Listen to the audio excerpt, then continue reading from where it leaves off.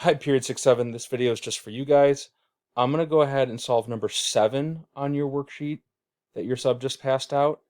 And you guys should fill this in as I go through this video. Just so you guys know, if you can do this problem, you can do the rest of them. This is the longest problem out of all 7. And the process you use and I show to solve this problem, you will use for every other single problem on this worksheet. We are basically having a kid slide down a slide here, and we want to figure out the coefficient of friction.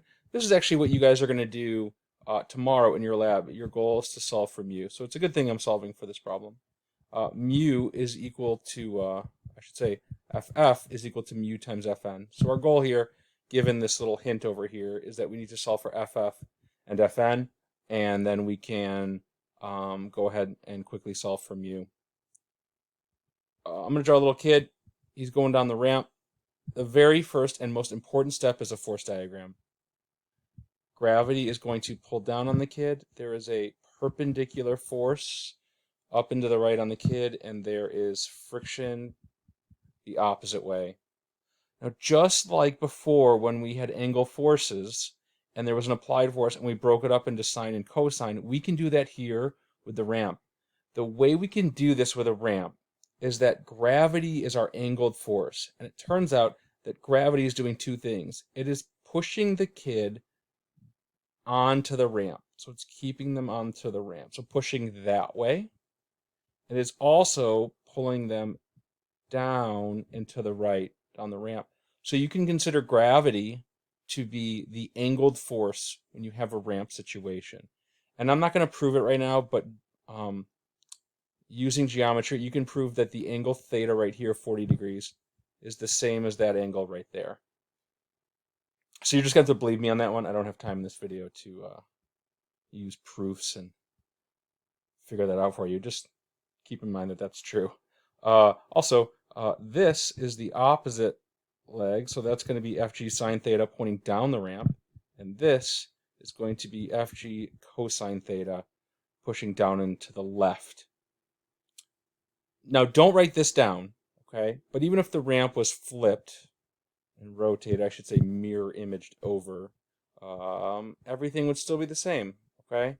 So if this is the kid going down a ramp over there, he just looked like he had a bunch of legs broken there. All right, so let's say a kid's going down a ramp there. In this case, gravity would pull down, Fg.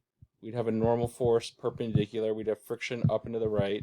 And then over here, we would have gravity pulling down and to the right. That would be our Fg cosine theta. And we would have Fg sine theta pointing down the ramp. So it's important here that this arrow points down towards the angle, like it's parallel with the ramp. This right here is parallel with the ramp. And then Fg cosine theta is going to be the exact opposite way as Fn. All right, continuing on. We are going to solve this with horizontal and vertical forces. Before I do, let me just repeat myself again. The force diagram is so important.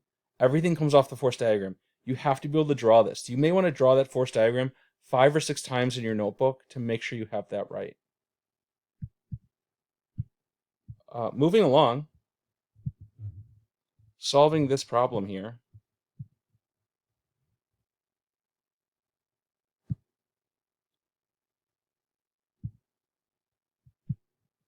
We are going to solve with horizontal and vertical forces. I recommend going with vertical forces. Okay, so I'm going to go vertical forces, and I'm going to do F net equals MA. The hard part here is, what are vertical forces? I consider vertical forces to be the forces with Fn. Okay, so that would mean that our ramp is rotated, by the way. So it's like, what is vertical? We don't really have any force straight up and down besides of f of g. But what's happened here is I'm going to say that this plane right here, with these little dots, that's going to be our vertical forces right there, okay? Which means I have Fn pointing one way, up and to the right, and I have Fg cosine theta pointing the opposite way. I tend to make Fn always positive, so I'm going to make positive Fn, and then I'm just subtract off Fg cosine theta the opposite way. And that's going to equal m times a. And we should be able to calculate our Fn here. So Fn, and then Fg is going to be mass times 9.8. So in this problem, it's going to be 30 times 9.8, mass times gravity, times the cosine of theta, which is 40 degrees. And then just like before, just like yesterday, the acceleration vertically is 0. This kid's not coming up off the ramp. He's sliding horizontally down the ramp. So this will always equal 0. So then we could bring that to the other side. Fn equals 30 times 9.8 times the cosine of 40 degrees. And in that case, Fn is going to equal 225.22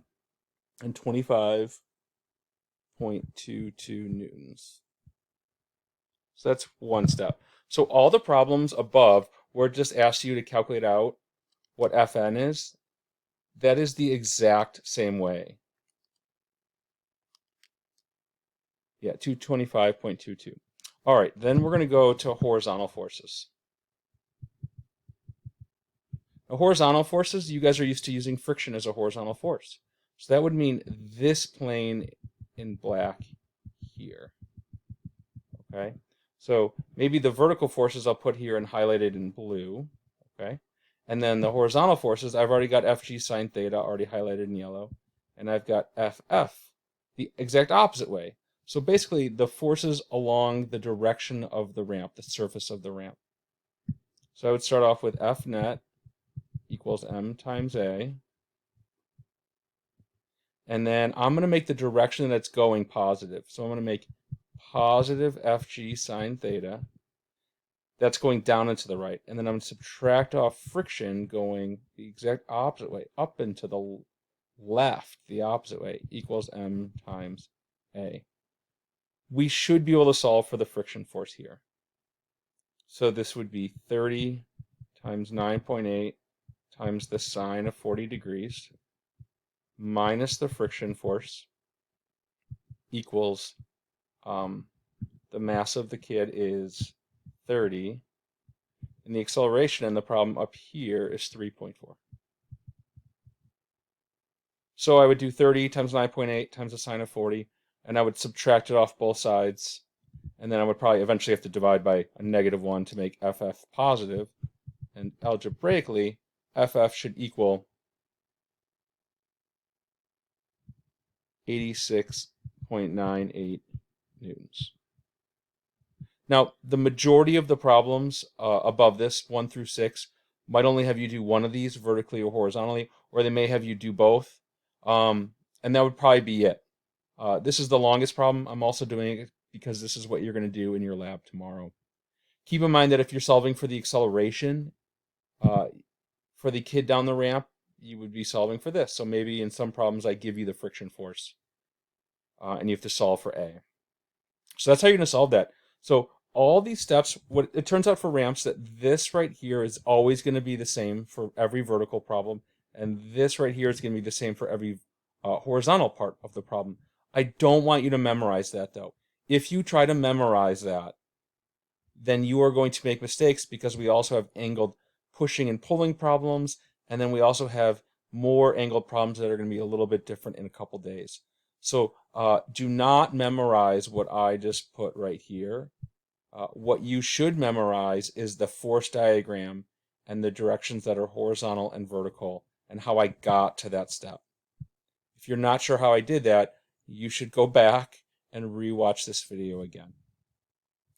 All right, so for your lab, which is going to be tomorrow, there's going to be one last step, and that's to solve for the coefficient of friction, which is a number that represents how smooth the surfaces are. And that's FF equals mu times Fn. So in this case, FF is 86.98. Mu is the unknown. Fn is the 225.22. And then you would divide both sides by 225.22.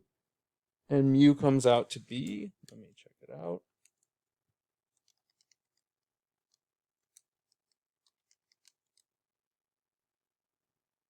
0.39. And remember, this is the variable that has no units. It just represents the smoothness. With 0.1, 0.2, 0.3 being a smooth surface, and 0.8, 0.9, 1.0 being a rougher, grippier surface. All right, that is about it. If you need to rewatch the video, again, to rephrase this and get the major points across, it is that the force diagram is the most important thing here, and the vertical forces are along the plane of the FN, the up and to the right and down to the left, and the horizontal forces are the FG sine theta pointing down and the FF pointing up and to the left. I hope that has helped out. If you have any questions, feel free to email, and I will get back to you as soon as I can. Thank you.